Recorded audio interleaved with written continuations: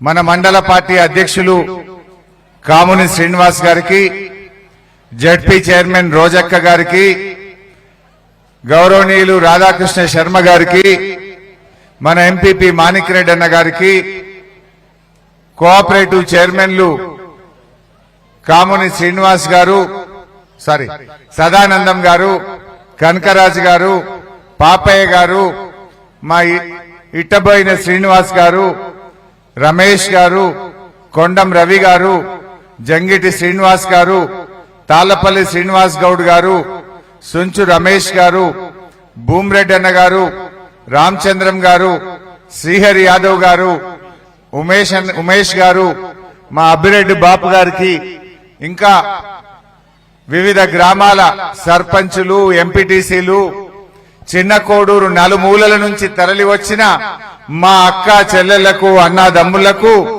మీ అందరి ఆశీస్సులతో కాబోయే మన ఎంపీ గౌరవనీయులు వెంకట్రామరెడ్డి గారికి అందరికీ శిరస్సు వంచి నమస్కారం తెలియజేస్తా ఉన్నా. దయచేసి ఒక్క విషయం బాగా వినాలి. ఇప్పుడు జరుగుతున్న ఎలక్షన్ మీ అందరి దయ. నేను పోయినసారి వాన గాలి దుమారం వస్తే నా హెలికాప్టర్ లేవకపోతే నేను మీటింగ్ కు కూడా రాలేడు. నేను మీటింగ్ కు రాకపోయినా, మిమ్మల్ని నేను కలవకపోయినా ఎంతో ప్రేమతో నన్ను మీరు ఆశీర్వదించి నన్ను గెలిపించినందుకు మరొకసారి నేను శిరస్సు వంచి నమస్కారం తెలియజేస్తా ఉన్నా. ఆ రోజు నేను రాలేకపోయినా అని తెల్లారి నా భార్యను తోలినా, మీ అందరినీ కలిసి దండం పెట్టి కలిసి రమ్మని తోలిచ్చిన. అయినా మీరెంతో ప్రేమగా ఆదరించారు. నా జన్మల మిమ్మల్ని మర్చిపోను, నా జీవితాంతం మీకు సేవ చేస్తా అని చెప్పి మనవి చేస్తా ఉన్నా. అయితే ఈ ఎలక్షన్ కొద్దిగా జాగ్రత్తగా వినండి. ఎక్కువ టైం 20 నిమిషాలే మాట్లాడతా. ఈ ఎలక్షన్ ఏదో ఓట్ల కోసం జరిగే యుద్ధం కాదు. ఈ ఎన్నిక సీట్ల కోసం జరిగే యుద్ధం కాదు. ఈ ఎన్నిక అధికారం కోసం జరిగే యుద్ధం కాదు. ఈ ఎన్నిక తెలంగాణ భవిష్యత్తు కోసం జరిగే యుద్ధం. మన పిల్లల భవిష్యత్తు, మన భవిష్యత్తును నిర్ణయించేటువంటి ఎన్నిక గనక బాగా ఆలోచించి మనం ఓటు వేయాల్సినటువంటి అవసరం ఉంది. ఇలా వెంకట్రామరెడ్డి గారు మీకు చాలా మందికి ఇక్కడ సుపరిచితుడు.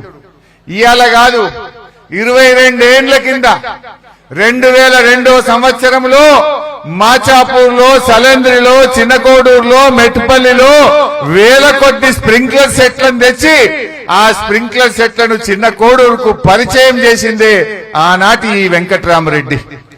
22 ఏళ్ల కింద మీకు స్ప్రింక్లర్ సెట్ అంటే తెలియదు. ఇప్పుడేమో స్ప్రింక్లర్ సెట్ లేని ఇల్లే లేదు. కానీ 22 ఏళ్ల కింద ఈ చిన్న కోడూరుకు స్ప్రింక్లర్ సెట్లు తెచ్చి మీకు నేర్పించి మీకు అందించింది వెంకట్రామరెడ్డి గారు 22 ఏళ్ల కింద. మరి మొన్నటిదాకా 5 ఏళ్లు మన కలెక్టర్ గా పనిచేసి మీ అందరికీ సేవ చేసి సిద్దిపేట జిల్లాను దేశంలో నంబర్ 1 గా తీర్చిదిద్దింది వెంకట్రామరెడ్డి గారు. ఇవాళ ఒక కలెక్టరే మనకు ఎంపీ అభ్యర్థి అయింది. అటువంటి అభ్యర్థిని మనం గెలిపించుకుంటే మన కష్ట సుఖాల్లో, మన పనుల్లో, మన అభివృద్ధిలో ఇంకా మంచి జరుగుతుంది. కనుక దయచేసి మీరందరూ కూడా వెంకట్రామరెడ్డి గారిని గెలిపించుకుంటే మనకు మంచి భవిష్యత్తు ఉంటుందని చెప్పి నేను మనకు చేస్తా ఉన్నా. మరి ముఖ్యంగా ఈ ఎన్నికల్లో ఏం జరుగుతుందో రాష్ట్రంలో చూస్తా ఉన్నారు. నిన్న మొన్న ఎప్పుడైనా టీవీ పెడితే ఏం కనబడుతుంది చెల్లె? అయితే తిట్లు, లేకపోతే దేవుని మీద ఓట్లు. ఇది తప్ప రేవంత్ రెడ్డి అని మాట్లాడుతుండా? అయితే తిట్లు, లేకపోతే దేవుని మీద ఓట్లు. మళ్ళీ ఇయాలో కొత్త డ్రామా లేపిండు. ఏంది? పోయిన అసెంబ్లీ ఎన్నికల్లో ఈ కాంగ్రెస్ వాళ్ళు 6 గ్యారంటీలు అమలు చేస్తామని బాండ్ పేపర్ల మీద రాసిచ్చారు. బాండ్ పేపర్ల మీద రాసిచ్చి 100 రోజుల్లో ఇవన్నీ చేస్తాము అని నమ్మించిండ్రు. చేతులల్లో పట్టుకున్నారు, కాళ్ళల్లో మొక్కిర్రు. ఇప్పుడు గెలిచి గద్దెనెక్కినాక 6 గ్యారంటీలు ఏమైనా నాయన అంటే మొన్ననే ఎక్కినాం కదనే అని సన్నాయి నొక్కులు నొక్కుతురు. అప్పుడేమో మొదటి సంతకం 2 లక్షల రుణమాఫీ అన్నారు. 6 గ్యారంటీల మీదనే మొదటి సంతకం అన్నారు. 100 రోజుల్లో ఇచ్చి తీర్థమన్నారు. ఇప్పుడు 100/150 రోజులైంది. 5 నెలలకు వచ్చింది. ఏమైనా నీ 6 గ్యారంటీలను అడిగితే కొత్త నాటకం మొదలు పెట్టిండు. దేవుని మీద ఒట్టు అంటుండి. ఇప్పుడు 15 ఆగస్టుకి చేస్తా, రాముల వారి మీద ఒట్టు, అమ్మవారి మీద ఒట్టు, ఒట్టు మీద ఒట్టు పెడుతుండు.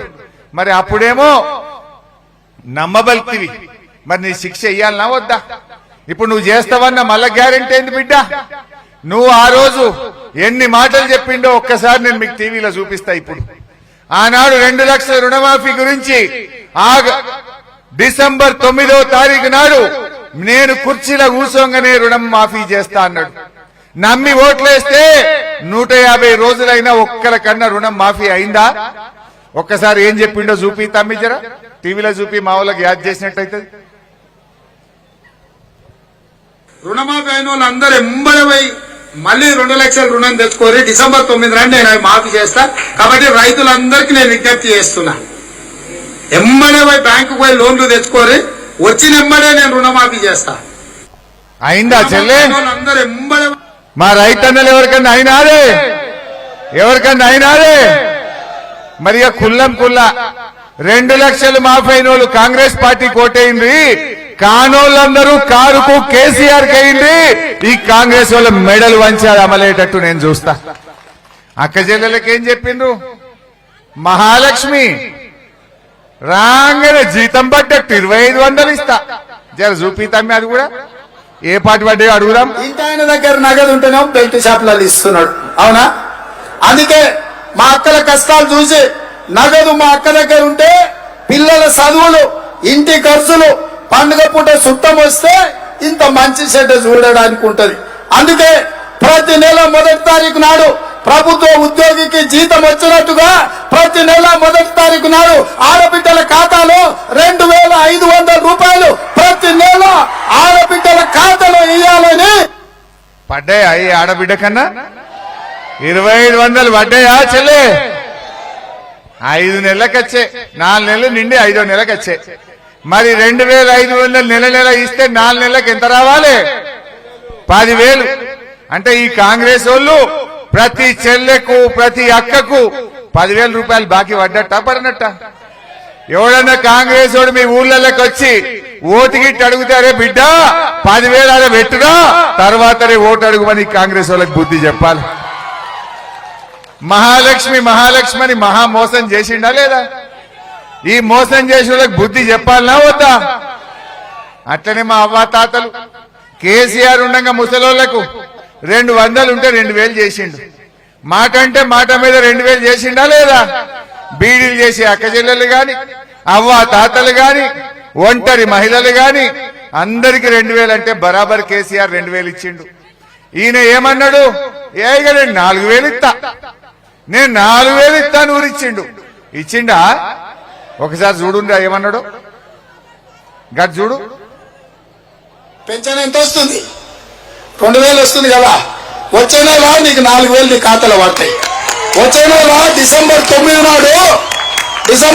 నాడు పెద్దమ్మ 2000 కాదు, ఇందిరమ్మ రాజ్యం వచ్చి నీకు 4000 రూపాయలు పెన్షన్ వస్తుంది. ఎవరు నడుకునే పని లేదు. ఇంతకుముందే సీన్ చెప్పి నీ మనోడు వచ్చి నీ కాళ్ళు ఎత్తుతాడు, పెట్రోల్ కు 500 వెయ్యో ఇయ్యమని.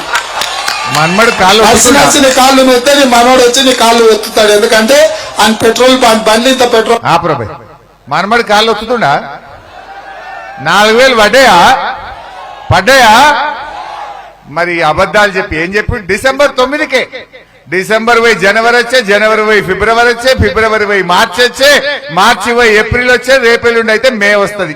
ఇవాళ మే 1వ తారీఖు కూడా వచ్చే, 5 నెలలకు వచ్చే. ఈ పుణ్యాత్ముడు ఏం చెప్పిండు? 4000 ఉరిచ్చి చెప్పిండు. ఇంకా మనమడొచ్చి కాళ్ళు ఒత్తుతాడు. మరి 4000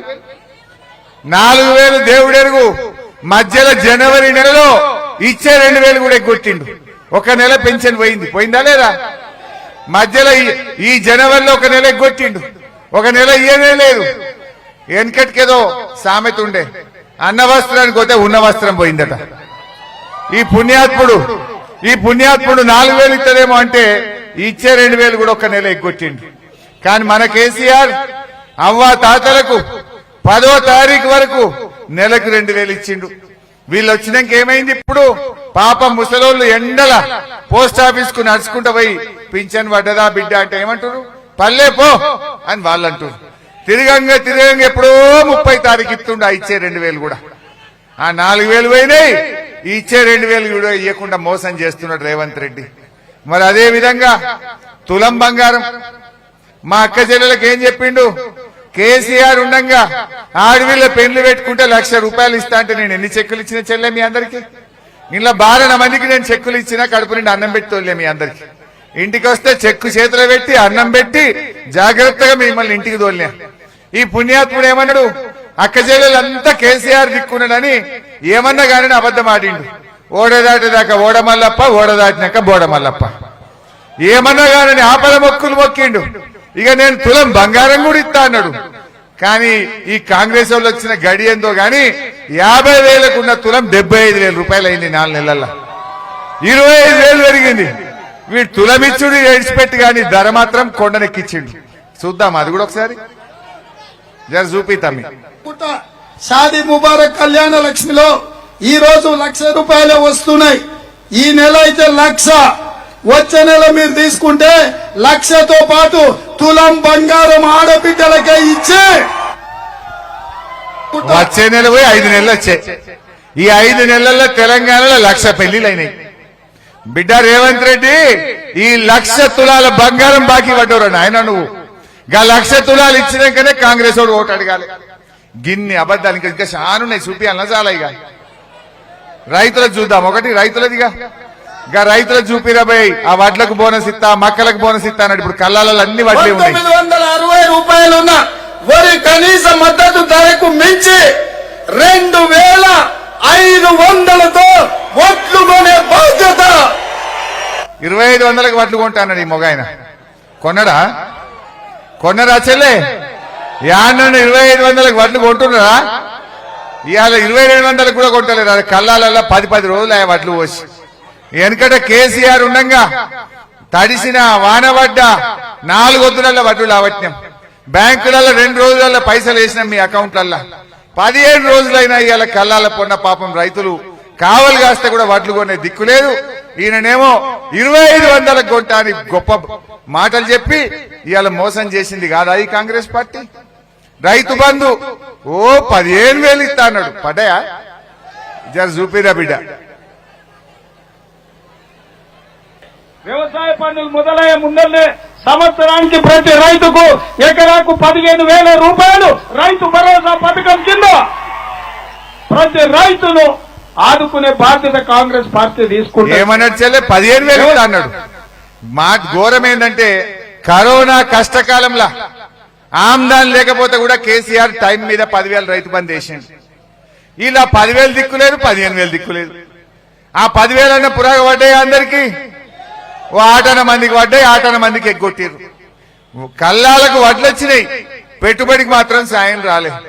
మరి గందుకే నేనేమన్నా ఈ ఎలక్షన్ ఓట్ల కోసమో సీట్ల కోసమో అధికారం కోసమో కాదు, ఇది తెలంగాణ భవిష్యత్తు కోసం.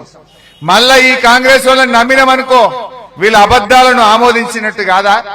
గొర్రె కషాయాన్ని నమ్మినట్టు అవుతుందా కాదా? అందువల్ల మనం జాగ్రత్త పడాలి.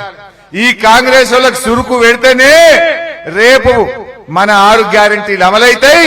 గా తులం బంగారం వస్తుందని చెప్పి నేను మనవి చేస్తా ఉన్నా. గా 4,000 పింఛన్ వచ్చినట్టు నేను అసెంబ్లీలో కొట్లాడతా, గట్టిగా మీకోసం పోరాడతా, మీకోసం అసెంబ్లీలో. అందువల్ల మీరందరూ కూడా ఈ అబద్ధాల కాంగ్రెస్ కు మనం బుద్ధి చెప్పాల్సినటువంటి అవసరం వచ్చింది. ఇంకా అట్లా చాలా ఉన్నాయి. వాళ్ళు చెప్పి ఆడపిల్లలకు స్కూటీలు ఇస్తామన్నారు, చదువుకున్న పిల్లలకు 4,000 ఇస్తామన్నారు, అన్ని 420 హామీలు చెప్పిండ్రు, నమ్మించి మోసం చేసిండ్రు. వీళ్ళకి మనం గట్టిగా బుద్ధి చెప్పాల్సిన అవసరం ఉంది. ఇక బీజేపీ ఆయన ఉన్నాడు ఒక ఆయన, వాళ్ళు కూడా నిలబడ్డారు. ఇక్కడ బీజేపీ వాళ్ళు మాకోటే అని వాళ్ళు తిరుగుతున్నారు. వాళ్ళది కూడా చూపిస్తే ఒక్కటే నిమిషం. అదిగా కాంగ్రెస్ వాళ్ళ మీద కోపం వచ్చి బీజేపీ వాళ్ళకి ఇట్లా ఓటేసిరు అనుకో, పేనం మీకెళ్ళి పొయ్యిల పడ్డట్టు అవుతుంది. గా బీజేపీ ఆయన ఎట్లా మాట్లాడతాడో జర చూడండి ఒకసారి. ఆయన మాటలు వింటే ఇక దగ్గర కూడా ముఖం కూడా చూడరు మీరు. ఖచ్చితంగా ప్రతి రైతు కుటుంబానికి భారతీయ జనతా పార్టీ పక్షాన ప్రతి నిరుద్యోగికి ప్రతి నెల ₹2,000 వ్యక్తిగతంగా గెలిచిన మరుక్షణం నుంచే ఇంప్లిమెంట్ చేసేటువంటి కార్యక్రమానికి మన దగ్గర ఒక స్పష్టమైనటువంటి ప్రణాళిక ఉందని చెప్పి మీకు అందరికీ కూడా తెలియజేస్తున్నారు. భారతీయ జనతా పార్టీని గెలిపిస్తే మీరు గెలిపించిన 6 నెలలలో కేంద్ర మంత్రిని తీసుకొని వచ్చి దుబ్బాక టెక్స్టైల్ పార్క్ నిర్మిస్తామని చెప్పి ఈ సందర్భంగా తెలియజేస్తా ఉన్నాం. పైసలు మంచి గెలిచినా, తప్పు పని చేసి గెలిచినా, తలవాలు కొట్టి గెలిచినా, మర్డర్ చేసి గెలిచినా, మర్డర్ చేస్తాను భయపట్టి ఉత్తేజించుకున్నా ఏమి చేసినా జో జీతో ఒయ్యి సికందర్ గెలిస్తేనే మనం అందరం తెల్లగా ఉంటాం.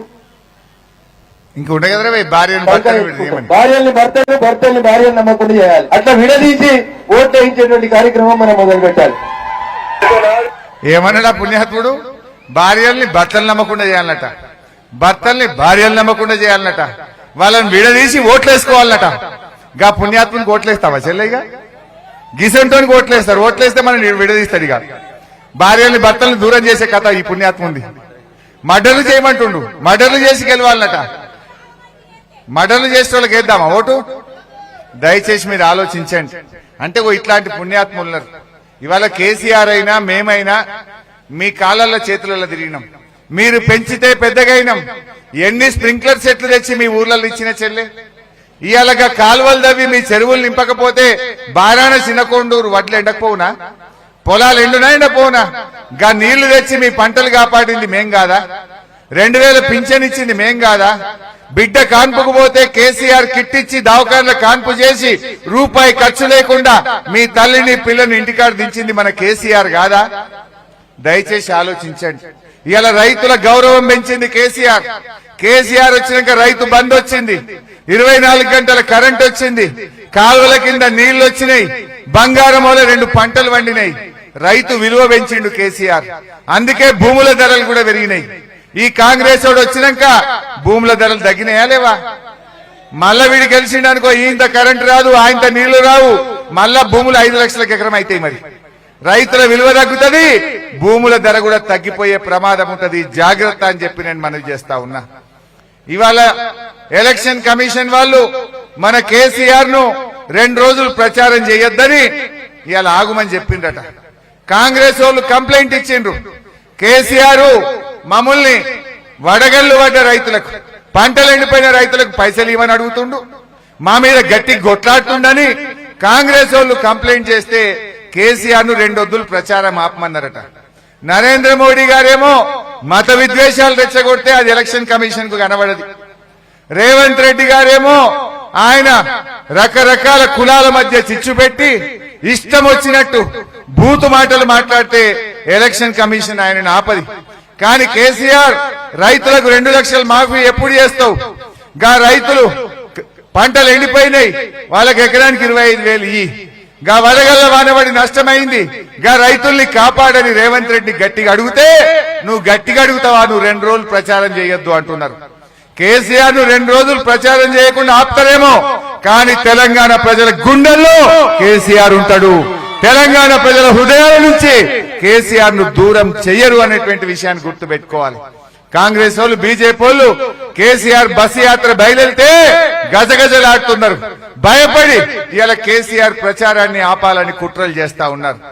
కానీ ఒకటే ఆలోచించండి అక్క చెల్లెల్లారా, అన్నదమ్ముల్లారా, ఏనాటికైనా కేసీఆర్ కు మీ మీద ప్రేమ ఉంటది, కానీ ఈ కాంగ్రెస్ అనుకో బీజేపీ అనుకో ఉంటుందా చెల్లె? ఏం మాట్లాడుతుండ్రు రేవంత్ రెడ్డి? కేసీఆర్ రుణమాఫీ ఎప్పుడు చేస్తామని అడిగితే, వడ్లకు బోనస్ ఎందుకు ఇస్తలేవంటే, అక్క చెల్లెలకు 2500 ఎందుకు ఇస్తలేవంటే, అవ్వ తాతలకు 4000 ఎప్పుడు ఇస్తావంటే, ఆయన కేసీఆర్ ను పట్టుకొని అంటాడు నీ చెడ్డి ఉడవీక్తా అని చెప్పి మాట్లాడుతుండ్రు రేవంత్ రెడ్డి. గా తెలంగాణ తెచ్చిన పెద్ద మనిషిని గా కేసీఆర్ ను పట్టుకొని రేవంత్ రెడ్డి గట్లా మాట్లాడొచ్చినా చెల్లె? అది ఒక ముఖ్యమంత్రి మాట్లాడే మాటనా? అంటే కేసీఆర్ అంటే మన అందరిని అన్నట్టు కాదా? ఇది మన సిద్దిపేట గౌరవం తీసినట్టు కాదా? మన ఆత్మ గౌరవాన్ని ఇలా రేవంత్ రెడ్డి దెబ్బ తీస్తలేడా? సిద్దిపేట కేసీఆర్ లేకపోతే సిద్దిపేట లేకపోతే కేసీఆర్ ఉంటుందా చెల్లె? తెలంగాణ తెచ్చినోడు మన సిద్దిపేట బిడ్డ, తెలంగాణ తెచ్చి జిల్లా చేసినోడు మన కేసీఆర్. జిల్లా తెచ్చిండు, రైలు తెచ్చిండు, గోదావరి నీళ్లు తెచ్చి సిద్దిపేట పేరు ప్రఖ్యాతులు కాపాడిండు మన కేసీఆర్. మన కేసీఆర్ ను రేవంత్ రెడ్డి తిట్టుడంటే ఇది మన అందరినీ కూడా అవమానపరచడమే. అందుకే ఆలోచించండి, మన చేతుల గల్ల ఓటుతోనే ఈ కాంగ్రెస్ వాళ్ళకి గట్టిగా బుద్ధి చెప్పాలి. 13వ తారీఖు నాడు మీరందరూ కారు గుర్తు మీద ఓటేసి మన వెంకట్రామరెడ్డి గారిని గెలిపించాలని చెప్పి మరి అదే